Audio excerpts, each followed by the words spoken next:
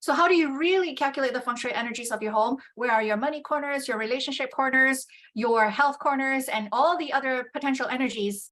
Give me 5 minutes and I'll show you how this is calculated, especially when it comes to Flying Star Feng Shui.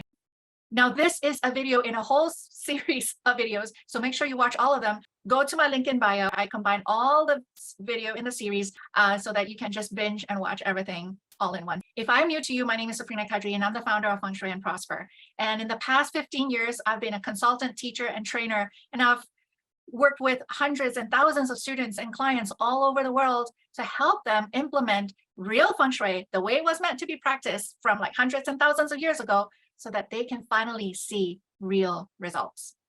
So if you haven't seen the previous videos in this video series, and I've got 15 of them, you definitely want to watch all of it if you've missed any of them. Just as a quick recap from the last couple of videos, we were talking about Flying Star Feng Shui, which is where the energy is based on the facing or the compass reading, the period, which is the time, as well as the layout.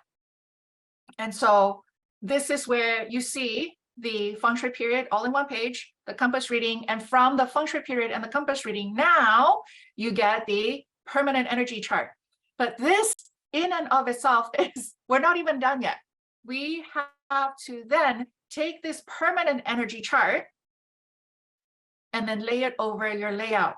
Now, as you can see, I have different layouts here.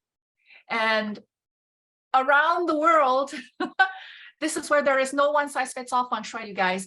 Even with all the homes, pretend that all these homes are period 8 facing south 2 or south 3, in which case they would all have the same permanent energy chart, but because their layout is different, then the experience that people live in these different layouts are still, there are similarities, but there are also differences.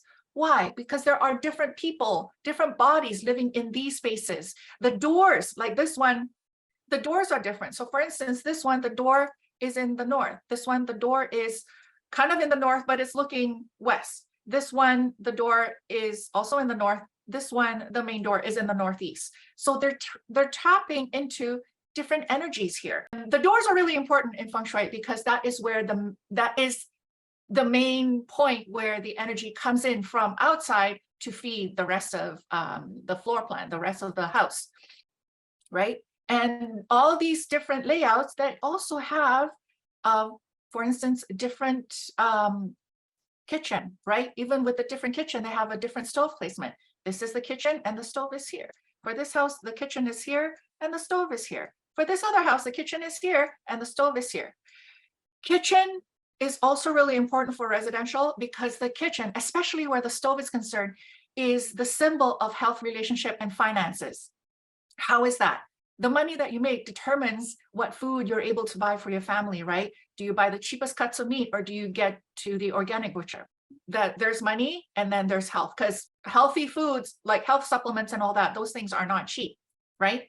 And the healthier the food that you prepare on your stove, the more you use the stove, the more you're also encouraging family time, social time, right? That is why the stove placement in feng shui is so important. And we're going to take a little peek at desk, bed, and stove placement in a following video, in the probably one of the last few videos in the series, where we really talk about, I'll give you a peek on how I do furniture placement. And I can tell you this is not something that you've probably seen in any books or any online articles. But going back to the topic of this, even when all these homes have the same chart, but because they have a different layout, then the feng shui requirements, the feng shui placements are still different for the most part. So when people say, Safrina, my house is facing west, what do I need for my kitchen? That's hardly any information for me at all, right? I'm still flying blind. So you still need to tell me, what is the period of your home? What is the compass facing of your home? And from there, I can determine the permanent energy. But even before I tell you what colors, what placement you need to do, I still need to look at your layout. And this is also where I would like to pull your focus into this example of a permanent energy chart.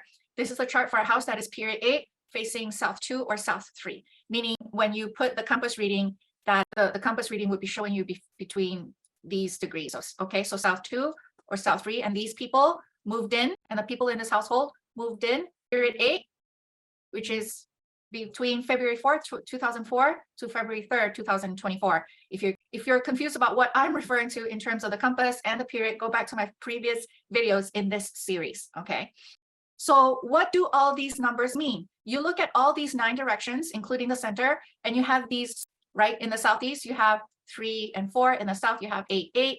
In the southwest, you have 1, 6. In the west, you have 6, 1, and so on and so forth. I'm not going to go through everything, but all of these, I'm just going to take this as an example here, okay? So you have 3 as the natal star, and by the way, we do not feng shui based on this. What we do feng shui based on is the number on the top left of each of these quadrants, which is called the mountain star. And the mountain star, whatever number that is there, denotes the energy for health and relationship, okay?